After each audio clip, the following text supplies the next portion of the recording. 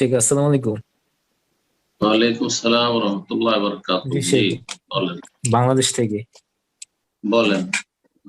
শেখ, আমরা মাঝে মধ্যে মানে অনেক রেস্টুরেন্ট অথবা জিমনেশিয়াম অথবা মলে যাই, ওইখানে মিউজিক চালানো থাকে। হুম, এখন হুম। এই ক্ষেত্রে এসব জায়গায় কিভাবে যাওয়া কি ঠিক যাতায়াত হবে? করবো?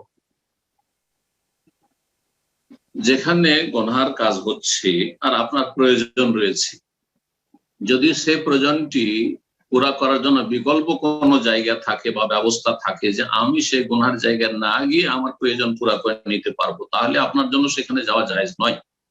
সেই মলে সেই মলে যে মাল সামানগুলি পাবেন সেগুলো অন্য জায়গায় পেয়ে যাচ্ছেন, আর ওই রকম মোটামুটি রেটে পেয়ে যাচ্ছেন, তাহলে সে পাপের জায়গায় যাবেন না।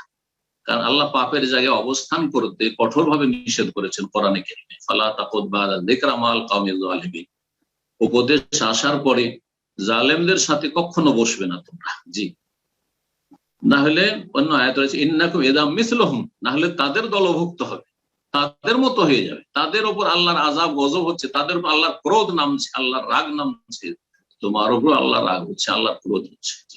আল্লাহ যেন হেফাজত করেন পাপের জায়গা থেকে।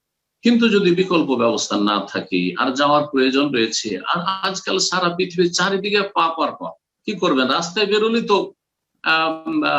অর্ধ উলঙ্গ মহিলা, মাথা খোলা, চেহারা খোলা, হাত পা খোলা, টাইট কাপড়, বেহায়া বেপর্দা, তাহলে কি রাস্তাঘাটে বেরোবেন না? অবশ্যই বেরোইতে হবে, নিরুপায়। তো এই ক্ষেত্রে আপনার আমার যেটা করণীয় সেটা হচ্ছে যে কুল্লিল মুমিনিনা ইয়াগুদ্দু মিন আবসারিহিম, দৃষ্টি নত রাখো, চোখকে নামিয়ে রাখো। যখনই দেখবে যে সামনে পাপ আছে, দৃষ্টি নত রাখেন।